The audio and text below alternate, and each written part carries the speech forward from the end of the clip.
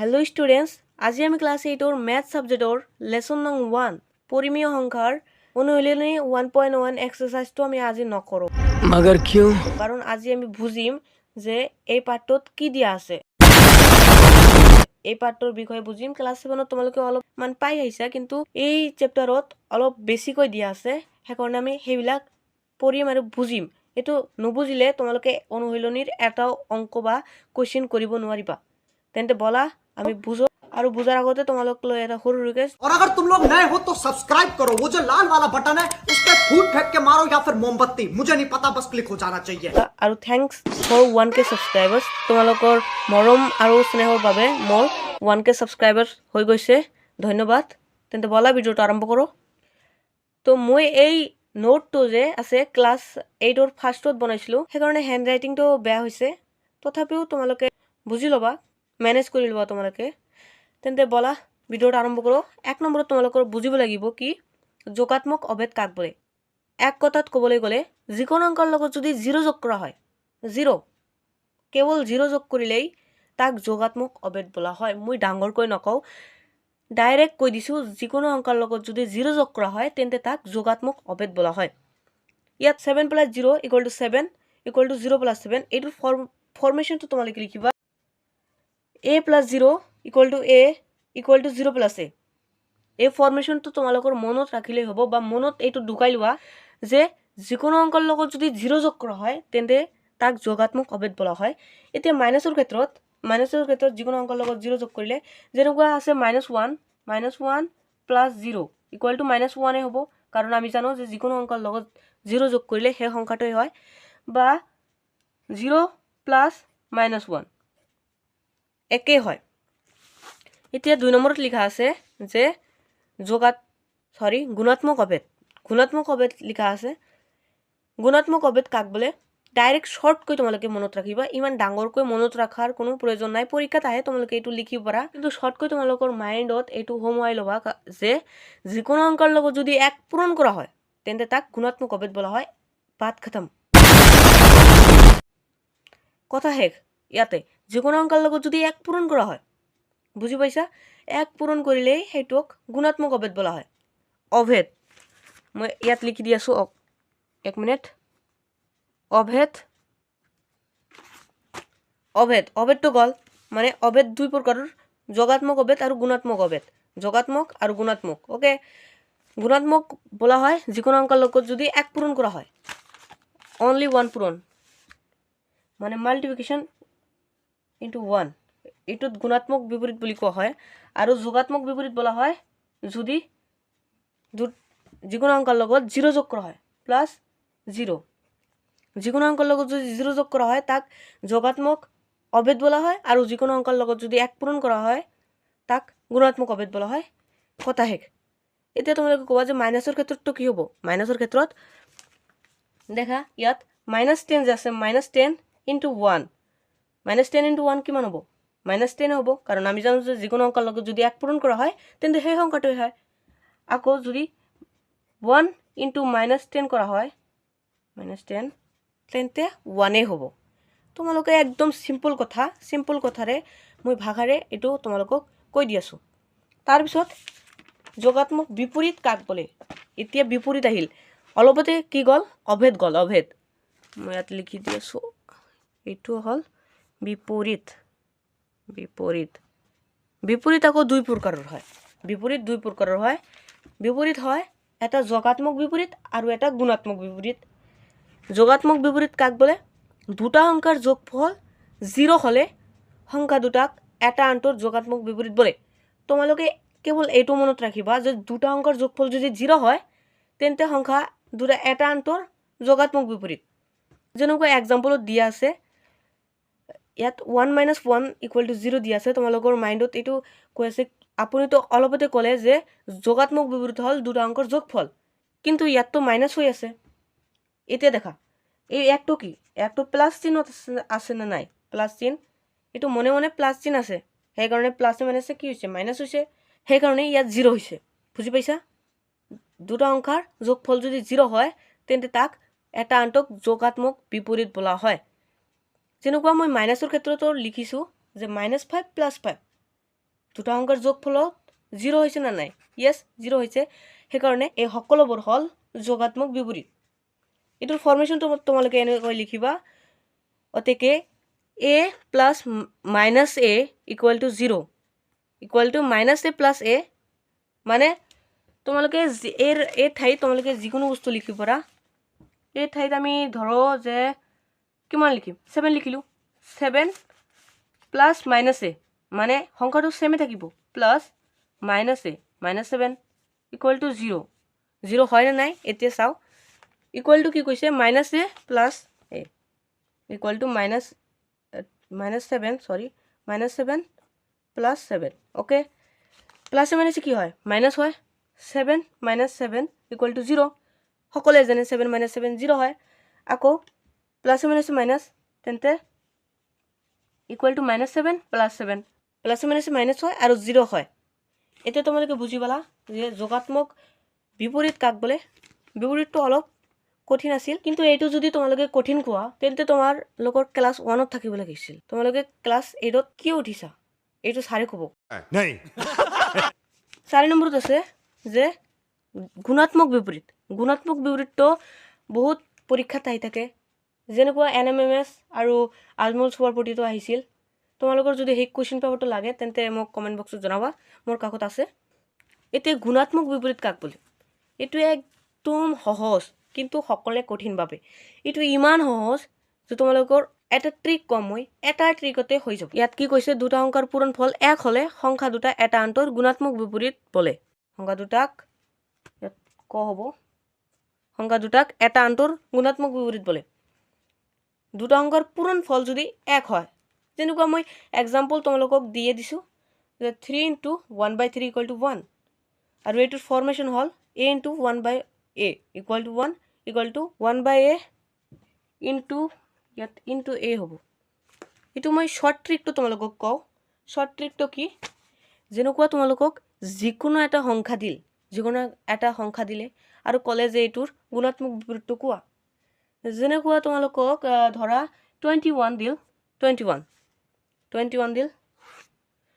21 দিলে এতিয়া এটো কলে যে এটোৰ গুণাত্মক বিপৰীতটো কোৱা একদম সহজ হয় এটো যদি আমি ভগ্নাংশ ৰূপে লিখিব বিচাৰো তেন্তে এটোৰ তলত মনে মনে এটা 1 আছে না নাই ইয়েস কৰিব কেৱল এটা বস্তু লাগিব এই একটো আছে এটো ওপৰত দিব লাগিব মানে ওলটাই দিব লাগিব এনেকুৱা কৰিব লাগিব 1/21 যদি কয় যে 21 ৰ গুণাত্মক বিপৰীতটো কি 21 ৰ গুণাত্মক বিপৰীতটো তোমালোকে কবা 1/21 ইমানে সহজ এটা তোমালোকে এটো প্ৰুফ কেনেকৈ কৰিবা দুটা অংকৰ পূৰণফল যদি 1 হয় তেন্তে সংখ্যা দুটা এটা আনটোৰ গুণাত্মক বিপৰীত হয় তেন্তে 21 * 1/21 21 * 21 মানে 1 বাৰ যায় তেন্তে ইয়াত 1 হল 1 * 1 = 1 দুটা অংকৰ পূৰণফল 1 হৈছে না নাই হৈছে সেইকাৰণে এটো গুণাত্মক বিপৰীত হয় যদি তোমালোকক যিকোনো সংখ্যা দিয়ে তোমালোকে কেৱল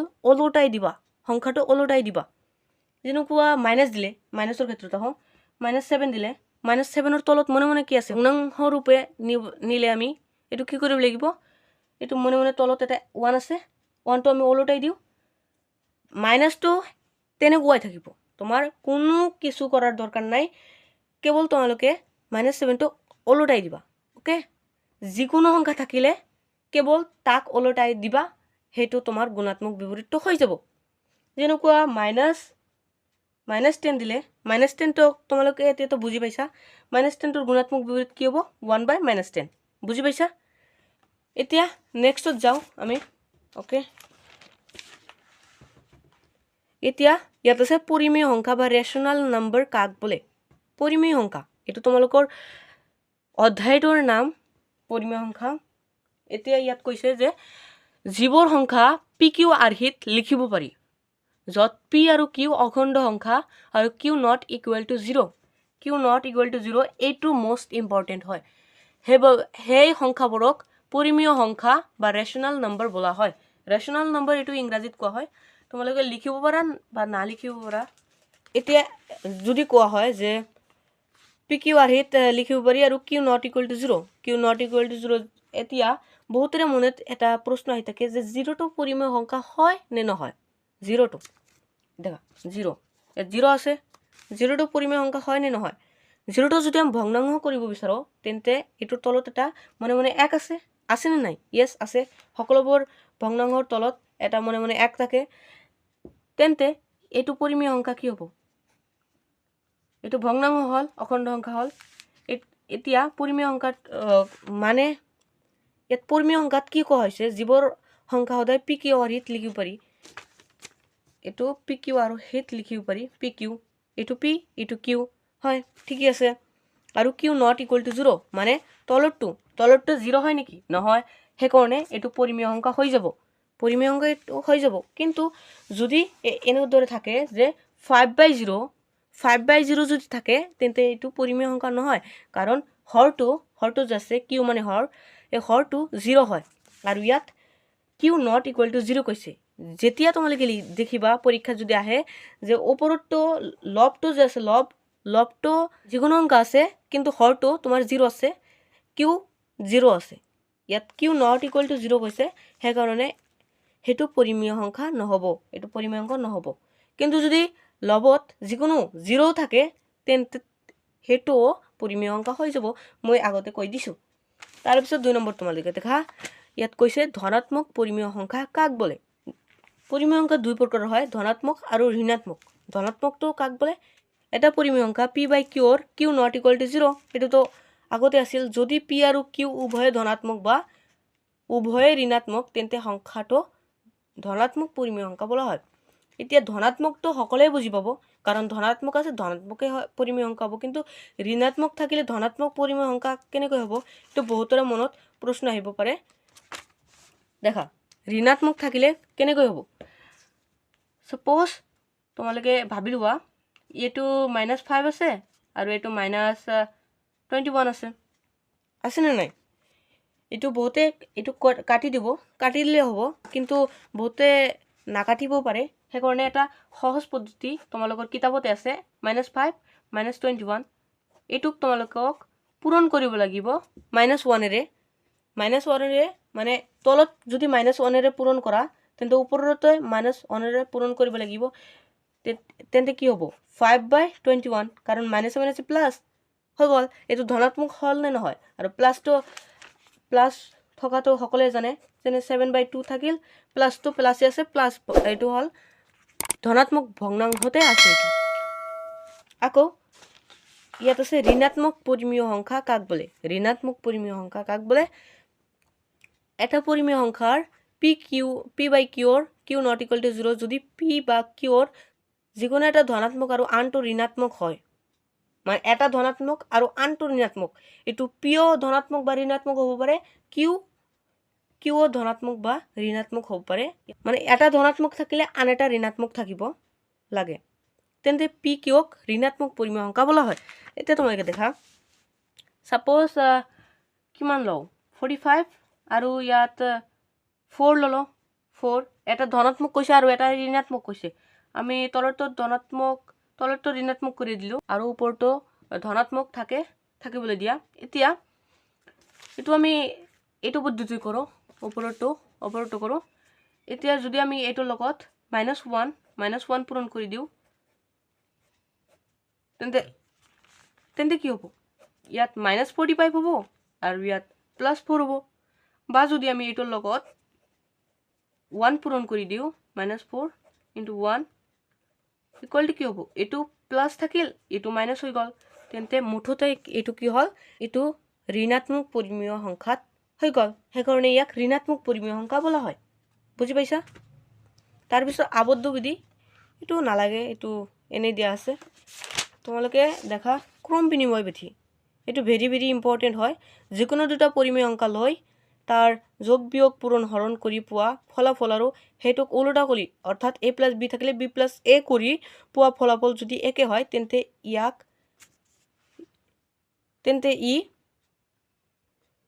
কাৰেণ্টটো গৈছে, কিন্তু মই তোমালোকক তথাপিও বুজাম, প্ৰথমৰে পৰা বুজাওঁ হা।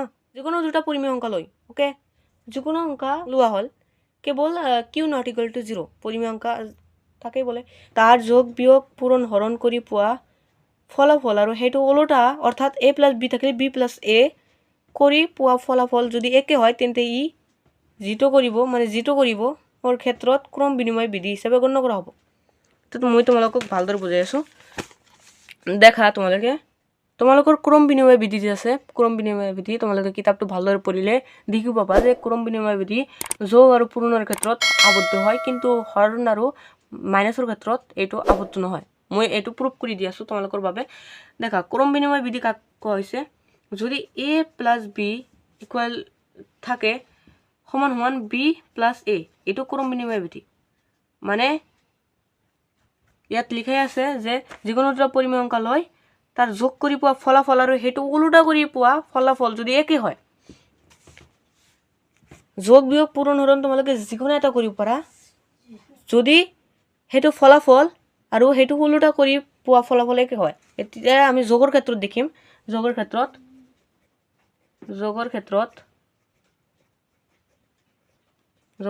দেখিম a + b = b + a কোৱা হৈছে। যেনেকুৱা মই 7 ললো, 7 + 5 = 5 + 7 আমি লিখিব পাৰোঁ নে নাই? য়েছ পাৰোঁ, কাৰণ 7 + 5 = 12 আৰু 5 + 7 = 12 হৈ গ'ল। এতিয়া বিয়োগৰ ক্ষেত্ৰত যদি আমি দেখো, বিয়োগৰ ক্ষেত্ৰত যদি আমি দেখো তেন্তে এইটো নহ'ব। বিয়োগৰ ক্ষেত্ৰত যদি আমি 7 - একে ললো, 7 - 5 ললো, = আমি 5 - 7 কৰিলে এইটো নহ'ব। 7 - 5 কিমান হয়? 2 হয়। আৰু 5 - 7 কৰিলে কি হয়? এইটো প্লাছ আছে আৰু এইটো মাইনাছ, প্লাছে মাইনাছে কি হয়? মাইনাছ হয়। তেন্তে 7ৰ পৰা 5 গ'লে কিমান হ'ব? -2। +2 আৰু -2 সমান হ'ল নেকি? নহয়। সেইকাৰণে বিয়োগৰ ক্ষেত্ৰত ক্ৰম বিনিময় বিধি আবদ্ধ নহয়। আকৌ পূৰণৰ ক্ষেত্ৰত দেখিম আমি। পূৰণৰ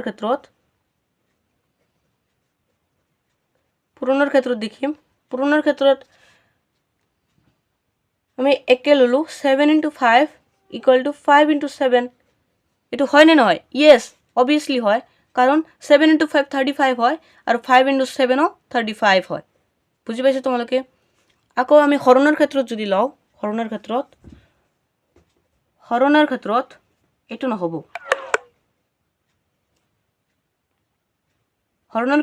নহ'ব। মোবাইলৰ বেটাৰী শেষ হৈ আছে, সেইকাৰণে তোমালোকে এইটো শুনি পাইছা। হৰণৰ ক্ষেত্ৰত যদি আমি লওঁ তেন্তে এইটোতো হৰণ নহয়। মই এটা ভাল অংক লওঁ, 100 / 10 যদি কৰোঁ, = 10 / 100 হয় নেকি? নহয়। 100 / 10 বা তোমালোকে এইটো এনেদৰে লিখিব পাৰা, 100 / 10 = 10 / 100 হয় নেকি? এইটো 0 - 0 কাটিলোঁ, 0 - 0 কাটিলোঁ, এইটো কি হ'ল? এইটো হ'ল 10 = 0.1 হ'ল। এইটো নট ইকুৱেল টু হ'ব, কাৰণ এইটো সমান নহয়। সেইকাৰণে যোগ আৰু পূৰণৰ ক্ষেত্ৰত ক্ৰম বিনিময় বিধিটো মানি চলে আৰু বিয়োগ আৰু হৰণৰ ক্ষেত্ৰত ক্ৰম বিনিময় বিধিটো মানি নচলে। তাৰপিছত আছে সহযোগ বিধি। সহযোগ বিধি কাক বোলে? তো বন্ধুসকল, এইটোৰ মই আন এটা পাৰ্ট বনাম, কাৰণ এতিয়া লাইন গৈছে আৰু মোবাইলৰ চাৰ্জটোও নাই। সেইকাৰণে তোমালোকৰ বাবে মই পাৰ্ট 2টো বনাম পিছত। এতিয়া ৰাতি 11:30 মান বাজে, সেইকাৰণে আজিৰ কাৰণে এইখিনিলৈ সমাপ্ত কৰোঁ। পিছৰ ভিডিঅ'টোত আমি পিছৰ বস্তুবিলাক ডিছকাশ্যন কৰিম। তো আজিৰ কাৰণে এইখিনিয়ে। ধন্যবাদ।